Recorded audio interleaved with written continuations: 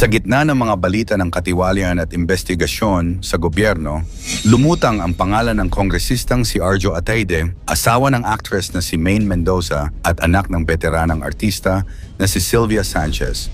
Mula sa isang pamilya na kilala sa showbiz at negosyo, naging sentro sila ngayon ng usapan sa publiko dahil sa mga paratang ng korupsyon. Nitong Setyembre 2025, sa pagdinig ng Senado, ibinulgar ng mag-asawang kontratista na sina Sara at Curly Discaya na may mga mambabatas umanong tumatanggap ng kickback mula sa mga flood control projects ng DPWH. Isa sa mga pangalan na lumabas ay si Arjo Atayde na ngayon ay kinatawan ng Quezon City. Mariin namang itinanggi ito ni Arjo. Ayon sa kanyang pahayag, wala siyang anumang deal with contractors at hindi siya nakinabang sa proyekto. Para sa kanya, unfair na madamay siya sa isang kontrobersyang wala naman siyang kinalaman. Iginiit niya na handa siyang dumaan sa legal na proseso para linisin ang kanyang pangalan. Sa gitna ng kontrobersya, mabilis na ipinagtanggol ni Maine Mendoza ang kanyang asawa. Sa kanyang social media posts, sinabi niyang ang mga paratang laban kay Arjo ay baseless allegations at walang katotohanan. Dagdag pa niya, hindi patas na husgahan ang asawa niya at ang kanilang pamilya nang wala pang matibay na ebidensya. Sinabi rin ni Maine na not a single part of our life has been built on taxpayers' money. Everything we have comes from years of work and savings.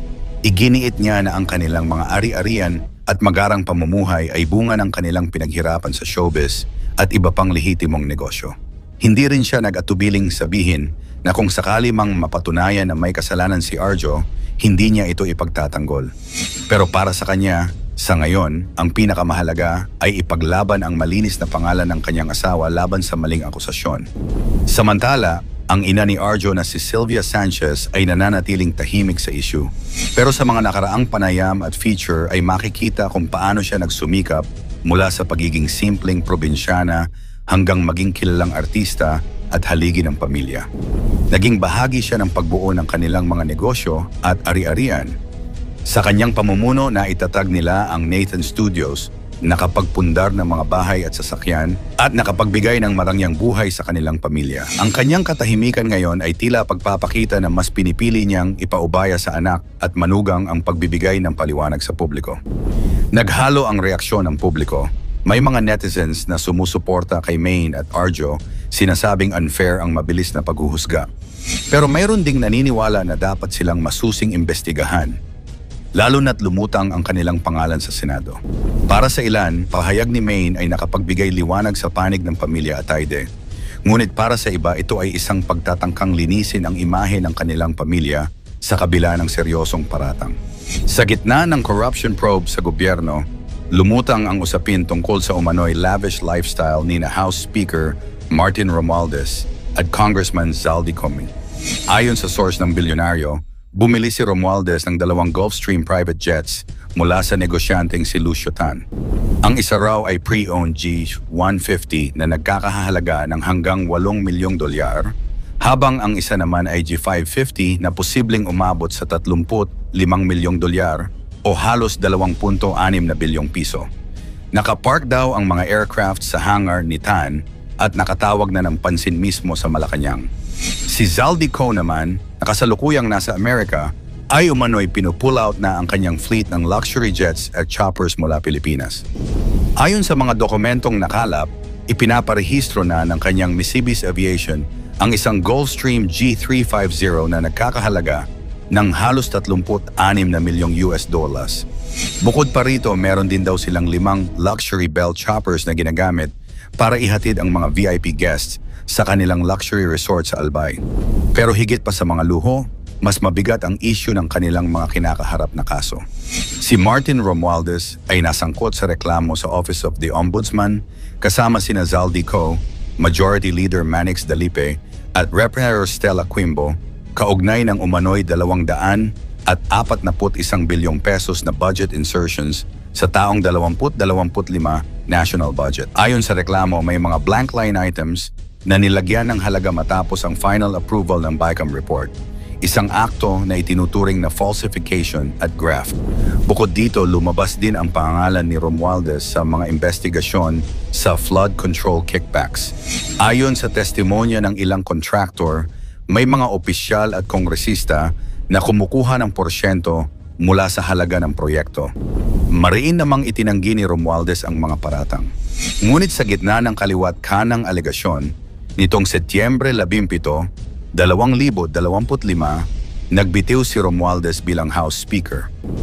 Ayon sa kanya, ginawa niya ito upang hindi na madamay ang institusyon ng Kamara sa kontrobersya at upang mapanatili ang integridad ng Kongreso. Ang kanyang pagbibitiw ay nagmarka ng isa sa pinakamalalaking political shakeups sa kasalukuyang administrasyon. Samantala, si Zaldico ay iniugnay din sa parehong mga anomalya. Siya raw ang proponent ng mahigit 13.8 bilyong pesos na budget insertions para sa flood control projects. Lumutang din ang kanyang pangalan sa testimonya ng mga contractor na nagsabing may kickbacks sa mga proyekto ng DPWH.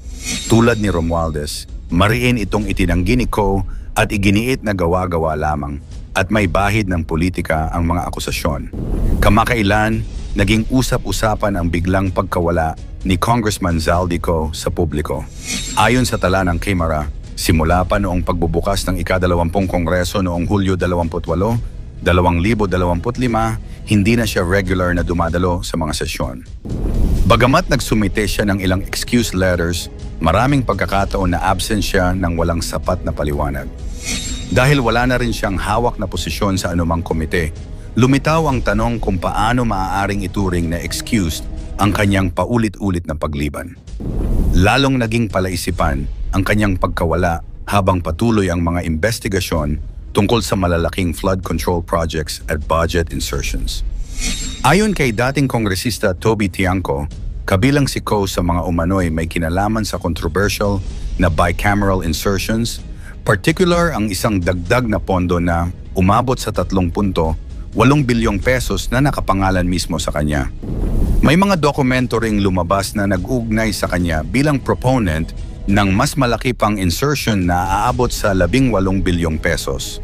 Kung susuriin, napakalaking halaga nito para sa iisang distrito lamang. At malinaw na dapat sana ay ipinaliwanag ng mismong kongresista kung paano ito naisama sa national budget. Gayunpaman, hanggang ngayon ay hindi pa rin siya personal na humaharap sa mga investigasyon at tila may pumipigil para siya ay tawagin bilang resource person sa mga pagdinig. Para sa maraming Pilipino, ang sitwasyong ito ay nagpapakita ng kakulangan ng transparency at pananagutan. Ang bilyon-bilyong pisong pinag-uusapan ay mula sa buwis ng mamamayan, kaya't nararapat lamang na malinawan kung saan napupunta ang pondong ito. Sa kabuuan, parehong kinakaharap ni Romualdez at Ko ang mabibigat na tanong. Paano nila nagagawang pamunuan ang bansa habang nakapaloob sa mga kontrobersya ng yaman, luxury lifestyle at alegasyon ng korupsyon?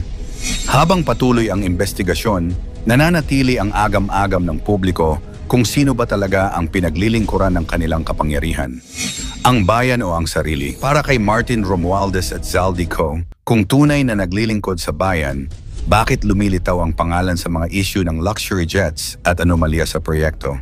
At sa pamilya Atayde, lalo na kay Arjo, Sylvia at Maine, paano maipapakita na ang tagumpay at yaman ng pamilya ay hindi nakatali sa mga kontrobersya ng politika at corruption? Mag-iwan ng komento, huwag kalimutang i-like ang video. Salamat at God bless.